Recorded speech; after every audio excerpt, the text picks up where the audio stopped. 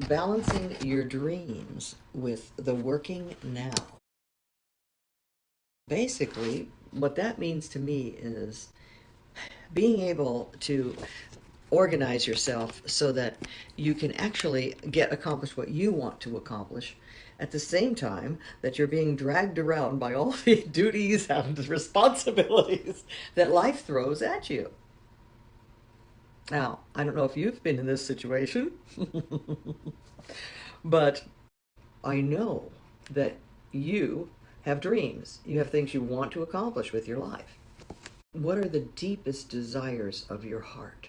What is the most important thing that you want to be able to say you were able to do with your life? For as long as I can recall, my deepest desire was to do my part, to be able to accomplish the things that I was put on this earth to do, so that at the end of my life I could look back and see that I did my best. One of the things that I did for Halloween, it was a Sunday school lesson. I brought in a bunch of fake gravestones, and there were different things on each one. And I held up a blank one and said, "Now, kids, what, at the end of your life, what do you most want to be remembered for? What's the most important thing that you want people to remember you for?" And then I had my fake little headstones, and I held up one and it said, and one said, "He was good at video games." And the other one said, "She was really purty." Another one said, "She had a clean house." What do you want the substance of your life to consist of? These things I want to bring up.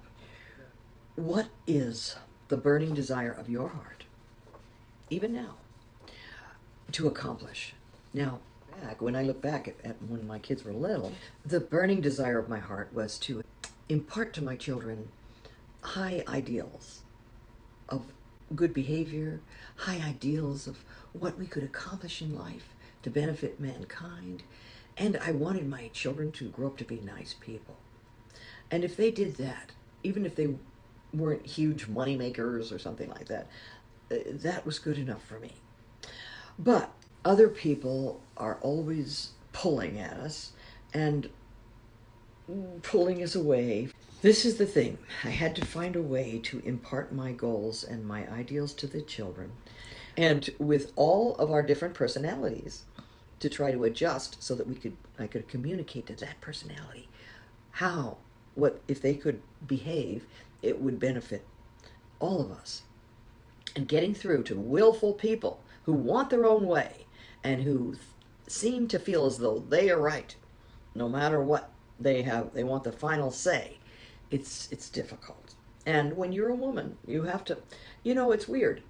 We have, in a way, learned over centuries how to persuade people in less than forceful means. Not that we can't be forceful. I mean, there are times when I've been very forceful with my kids. But it doesn't work with adults. It's hard to do that with a husband.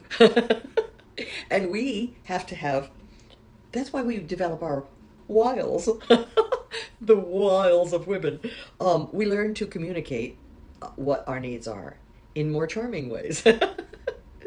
So anyway, but this is really a hard job. Now, it's hard enough with one or two children, but since I had seven children plus a husband who was like a child many times, I had to learn various ways to communicate and to explain things in a way that they could get the message.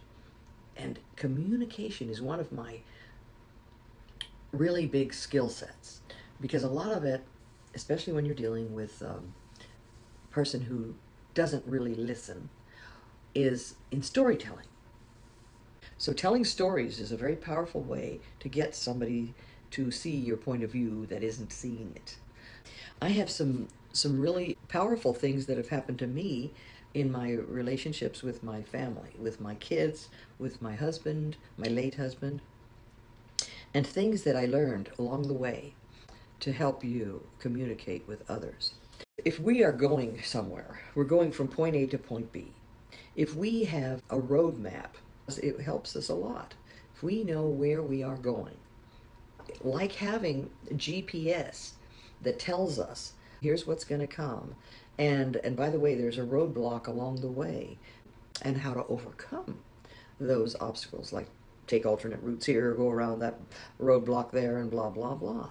And that's where my experience of already having gone through so many of those roads already can help.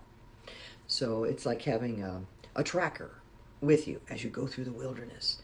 You have that tracker. He's been there before, and he knows where to go. So this is my offer to you to guide you and help you along the way and get a chance to find out what are the roadblocks in your way. So this is your challenge. What is the burning desire of your heart? Find out what it is. And if you don't know what it is already, maybe you already do. And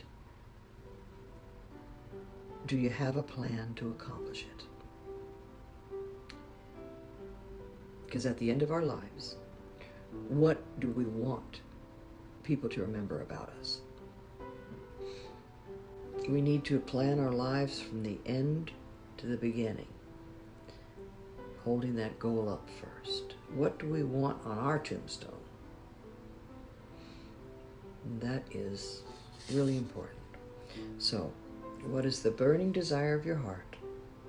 And do you have a plan to accomplish it? And what is holding you back from accomplishing it?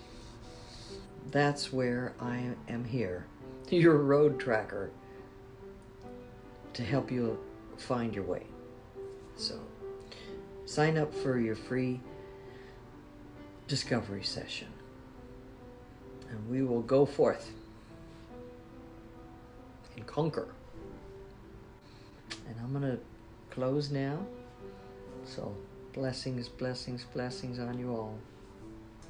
And have a great week. And we'll talk soon. Thank you.